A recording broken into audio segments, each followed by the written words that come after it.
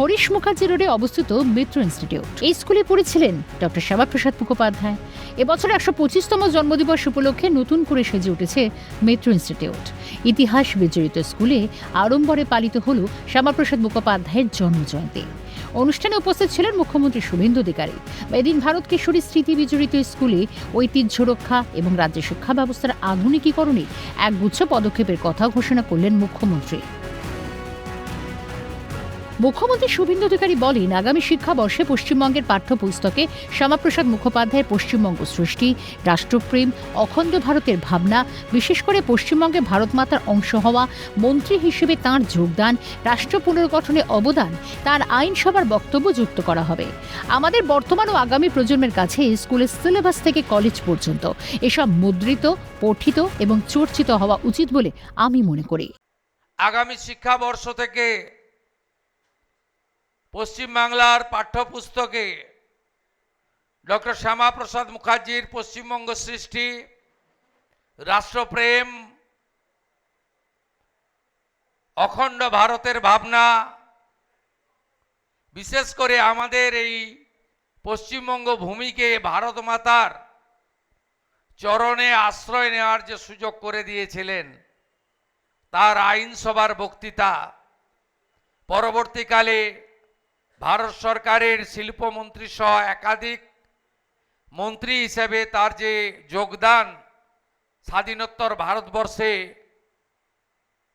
রাষ্ট্র পুনর্গঠনে এবং কলকাতা বিশ্ববিদ্যালয়ে শিক্ষার প্রসারে তার যে যোগদান, অবদান ইত্যাদি আমাদের বর্তমান এবং আগামী প্রজন্মকে বিদ্যালয়ের সিলেবাস ব্যবস্থা থেকে ইউনিভার্সিটি পর্যন্ত মুদ্রিত, পঠিত এবং চর্চিত এই তিনটি বিষয় হওয়া উচিত বলে আমি মনে করি।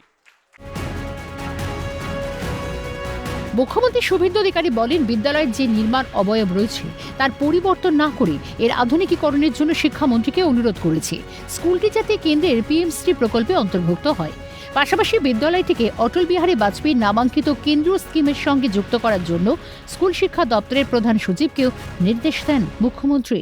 এই বিদ্যালয়টাকে আমরা রক্ষা করতে চাই এবং তার যে নির্মাণ অবয়ব আছে তার পরিবর্তন না করে আমি এখানে বিদ্যালয় শিক্ষামন্ত্রীকে অনুরোধ করেছি পিএম শ্রীতে যাতে এটি অন্তর্ভুক্ত হয়। আমি স্কুল এডুকেশন দপ্তরের প্রিন্সিপাল সেক্রেটারিকে বলেছি, অটলজির নামাঙ্কিত যে স্কিম ভারত সরকারের রয়েছে সেই স্কিমে এই বিদ্যালয়কে যুক্ত করা যাতে যায়। মহামানীপুরে বিধায়ক হিসেবে এলাকা উন্নয়ন তহবিল থেকে বিদ্যালয়ের সংস্কারের জন্য 25 লক্ষ টাকা দেওয়ার ঘোষণা করলেন শুভেন্দু অধিকারী। কলকাতায় পুরসভা কমিশনারের কাছে আগামী অগস্ট মাসের মধ্যেই টাকা পৌঁছে যাবে। তার আগে ইঞ্জিনিয়ার পাঠিয়ে এই কাজের রূপরেখা তৈরি করবেন কমিশনার, বললেন মুখ্যমন্ত্রী।